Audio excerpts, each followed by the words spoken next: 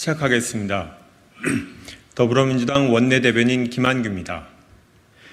이동관 방송통신위원장 지명은 방송 장악을 알리는 선전포고이자 대국민 도발입니다.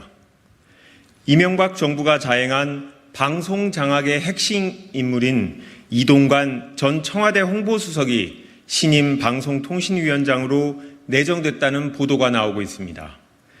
윤석열 정부가 임기가 남은 한상혁 위원장을 무리하게 몰아낸 이유가 결국 이명박 정부의 방송 장악을 되풀이하려는 의도임이 분명해졌습니다.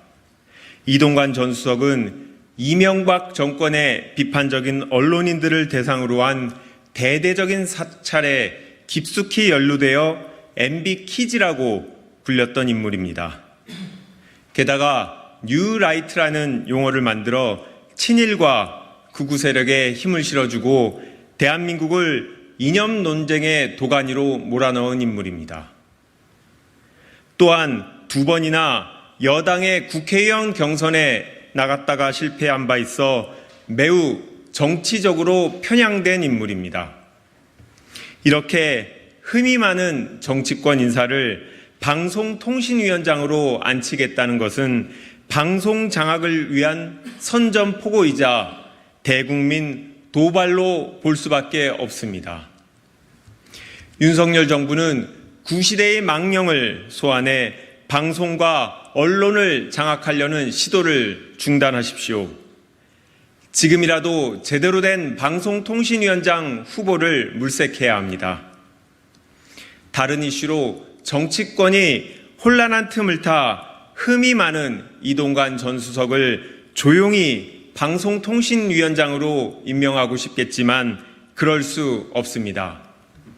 만약 언론 장악을 위해 이동관 전 수석을 임명한다면 인사청문회에서 윤석열 정부의 언론 장악 시도가 명확히 드러나게 될 것입니다. 그리고 가족의 학교폭력 은폐 의혹이 철저히 밝혀질 것입니다. 윤석열 정부는 총선을 대비한 방송 장악과 여론 조작 시도를 당장 멈추어야 합니다. 중국의 4대 불가 통보가 사실인지 따지는 게 급합니까? 중국과 불편한 관계부터 푸십시오. 외교부가 언론에 보도된 중국 정부의 4대 불가 방침이 사실이 아니라며 부인하고 있습니다.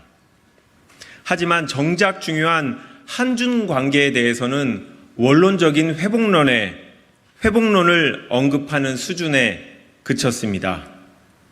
지금이 4대 불가 방침이 사실인지 아닌지 따질 때입니까?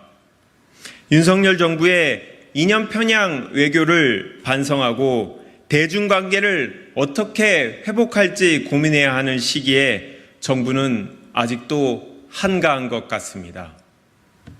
최근 들어 대중 수출이 일부 회복되었다고 하나 우리가 처한 현실은 그대로입니다. 여전히 대중국 무역 수지는 마이너스이고 수출이 8개월째 연속 감소하고 있으며 무역 적자는 15개월째 적자 행진을 이어가고 있습니다. 게다가 중국에서 네이버 접속이 막히고 우리 연예인의 활동이 제한되는 등 제2의 한류 제한령이 재현되는 것 아니냐는 우려만 깊어지고 있습니다. 윤석열 정부가 이런 국민들의 우려를 알고 있기는 한 건지 의문입니다. 대안 없는 탈중국 기조에 대한 반성이 필요한 시점입니다. 미국 같은 동맹국과 가치를 공유하되 중국과도 경제적 실리를 얻는 방향으로 나아가야 합니다. 윤석열 정부의 이념을 중심으로 한 편향 외교의 최대 피해자는 결국 국민들이 될 것입니다. 정부가 이념을 떠나서 국익을 중심으로 대중관계를 풀어내는 방향으로 외교 정책 기조를 전환해야 합니다. 감사합니다.